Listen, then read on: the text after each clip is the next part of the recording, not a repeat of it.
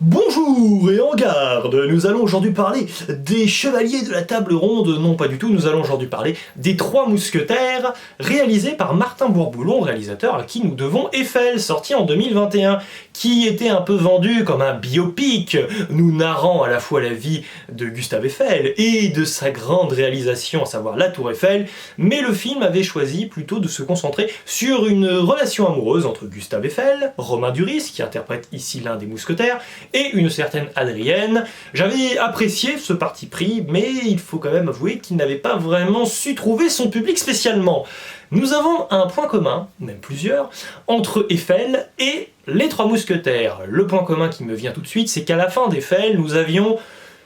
une série d'étiquettes, je ne suis pas un grand adepte des étiquettes, et des étiquettes extrêmement factuelles qui sortaient complètement de nulle part, c'était particulier. La tour Eiffel mesure 300 mètres de haut.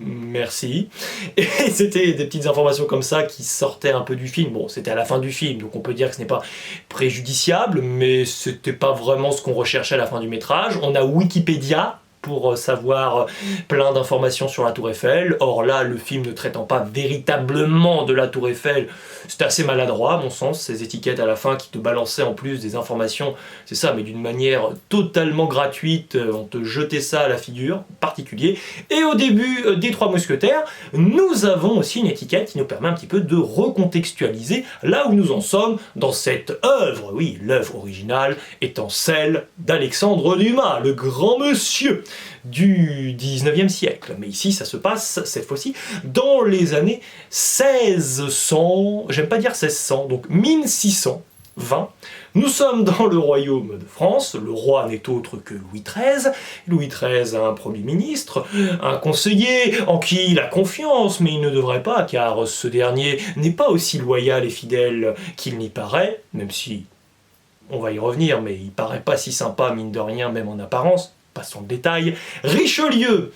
Nous avons ensuite des informations avec les étiquettes, à savoir qu'il y a le royaume de France contre l'Angleterre, nous avons les catholiques contre les protestants, et nous avons aussi, en parallèle de la grande histoire, nous avons le Gascon d'Artagnan, interprété par François Civil, qui se rend à Paris. Paris, Tour Eiffel, non, rassurez-vous, pas de référence au dernier film de Martin Bourboulon, sinon il y aurait un petit anachronisme qui pourrait être terrible et fatal et qui pourrait valoir à tous les Parisiens une crise cardiaque. Restons calmes. Bon, plus sérieusement,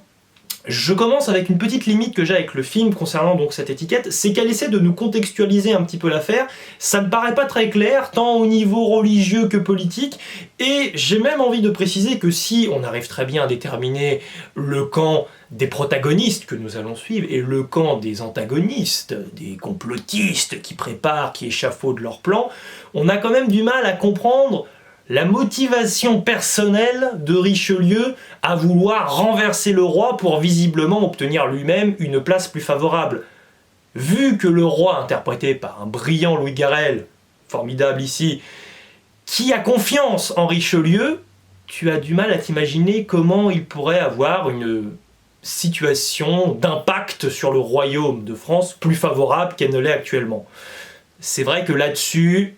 pour moi, il y a une réserve, il y a quelques scènes, quelques passages dans le film où tu es un petit peu largué en tant que spectateur. Bon, à la fois, c'est pas vraiment un film historique à proprement parler, parce que c'est avant tout un film épique, et pour cela, ça réussit parfaitement la mission qui est formidablement accomplie, parce que c'est vrai que le film est porté par des interprètes brillants. Nous avons dans le rôle des mousquetaires, donc François Civil, Romain Duris, Pio Marmaille. Ces deux derniers sont un peu sous-exploités, j'espère qu'on les verra un peu plus la prochaine fois, là ils sont très effacés, mais très bons quand même. Et nous avons aussi Vincent Cassel, qui nous vaut à un moment donné une scène d'émotion qui m'a valu quand même, oui, de voir une petite larme couler gentiment, donc c'est quand même signe que le film, en termes d'émotion, en termes d'attache pour les personnages, a vraiment fonctionné. Les acteurs sont brillants, les actrices sont également brillantes, puisque Lina Coudry, c'est Lina Coudry qu'elle s'appelle, jeune actrice qui est ici la romance amoureuse de François Civil, eh bien le duo fonctionne vraiment très bien, l'amitié non, je suis gentil, non, soyons pas si pieux, la relation passionnelle, fusionnelle, amoureuse est vraiment touchante, simplement exécutée, mais brillamment juste et sincère, et c'est vrai que même si elle n'a pas le premier rôle, elle s'en sort vraiment très bien. On aurait pu s'épargner, cela dit, une référence assez maladroite à Star Wars quand elle met... Ah, j'ai pas de capuche. Imaginez que je mets une capuche comme Leia dans Star Wars 4, Star Wars premier du nom si vous préférez. Oui, D'Artagnan, faites vraiment ce qu'il y a à faire, accomplissez votre mission, car vous êtes notre dernier espoir, on aurait pu éviter. Mais à la fois, si je pense à cela et à un ou deux autres moments d'écriture un petit peu laborieux, c'est tout simplement parce qu'on est habitué avec ce film à une écriture de haut vol, à une écriture vraiment magnifique, et en même temps rien d'étonnant à cela, puisque le duo de la Porte, de la Patelière, je dois un peu mal prononcer leur prénom, mais vous l'aurez compris, c'est le duo réalisateur-scénariste du Prénom et du Meilleur reste à venir, mon film français préféré des années 2010. Film français préféré de toute une décennie, donc ça va, ça place un peu le niveau. Et là, ils sont vraiment brillants, justes, parfaits.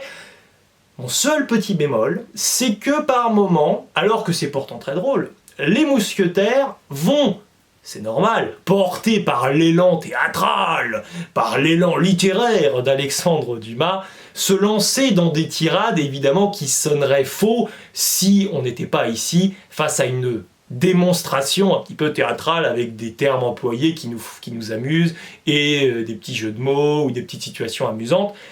Le problème, c'est que j'aurais préféré par moment qu'il y ait un peu plus d'uniformité dans le ton, parce que des fois ils parlent normalement, et des fois donc pour manifester un peu la drôlerie de ce qui se dit, ils vont parler un peu différemment. Donc en termes de direction d'acteur, moi j'aurais peut-être veillé à ce qu'il y ait moins de fulgurance, c'est-à-dire qu'ils parlent vraiment toujours un peu de la même manière, mais je pense que ça aurait rendu le film un peu plus cohérent. Après donc ces moments un peu d'accentuation, un peu du ton, d'exagération, c'est quand même assez croustillant, donc je ne leur en veux pas spécialement, mais c'est un léger bémol aussi que j'ai à apporter.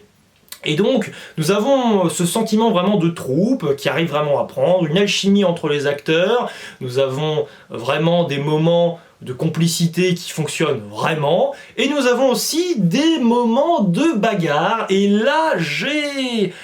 à la fois un éloge à rendre, mais aussi un peu une limite, c'est un peu partager cet avis que j'ai sur la bagarre, c'est que d'un côté je ne suis pas un grand adepte des scènes de bagarre où la caméra tremble vraiment beaucoup, à la fois ici ça permet de créer des raccords pour nous proposer des plans séquences qui sont quand même assez bien fichus. Je pense en réalité que les scènes d'action m'ont beaucoup plu pour la chorégraphie, beaucoup plus que pour la mise en scène en elle-même, même s'il y a des moments où tout à coup la caméra s'arrête un peu et où nous assistons pendant quelques secondes à une action, et généralement le moment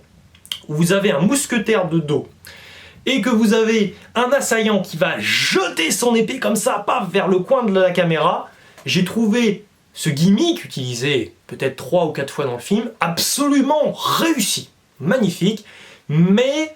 j'avoue que j'ai été porté par la scène de combat que nous pouvons voir dans la forêt, mais que d'autres scènes d'action m'ont paru beaucoup plus compliquées, notamment en termes de raccords, où j'ai parfois eu du mal, selon les cuts, des fois à comprendre quel personnage était par terre, quel personnage était encore vivant, et un peu à me questionner dans la spatialité vraiment de l'action, notamment dans la première scène, certes qui se passe de nuit, mais elle n'a pas besoin de se passer de nuit pour que par moment, François Civil, qui est censé être par terre, a complètement disparu du cadre,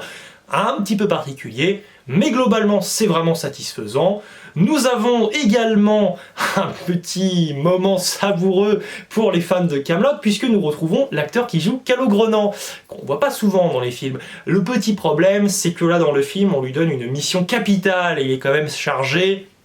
on peut peut-être le dire, d'abréger les souffrances, sans spoiler, mais ça spoil carrément, d'abréger les souffrances du roi. Bon. Le problème, c'est que c'est un peu difficile de mettre un personnage d'une série si drôle, si parodique de la table ronde et un gros nulard dans la série, et de lui donner un rôle si important. Donc là, ce n'est pas la faute de l'acteur, mais affilié immédiatement à Kaamelott, c'est vrai que t'as un petit moment rigolo, surtout quand il s'avère que le gars n'est pas si compétent que cela, donc la filiation vraiment avec Calogrenant prend d'autant plus. Mais la scène en elle-même, avec cet effet choral, ces effets de panique entre toutes les personnes qui sont concernées par la bagarre, de toute façon, globalement pendant tout le reste du film, c'est vraiment très très bien réussi. Le film, bon, se termine de manière un petit peu abrupte, pour nous préparer à la suite. C'est vrai que, évidemment, il faut terminer son film, mais pas vraiment, comme le film le précise, à suivre. Bon, c'est sûr que tu as envie de dire que le film se termine là, un peu par défaut, parce qu'il pourrait se terminer un peu à n'importe quel moment. Ça se termine de manière assez abrupte, mais à la fois, globalement, le film, moi, m'a vraiment plu. Porté certes par les acteurs, pas spécialement par la mise en scène plus que cela, mais par de vraies idées artistiques en termes de chorégraphie et par des idées d'écriture, à la fois de réadaptation de l'œuvre d'Alexandre Dumas et aussi par l'apport d'un personnel très qualifié avec le duo du meilleur reste à venir. N'hésitez pas à me dire dans le commentaire ce que vous avez pensé de ce film. Il ne me reste plus qu'à vous dire ciao et à la prochaine.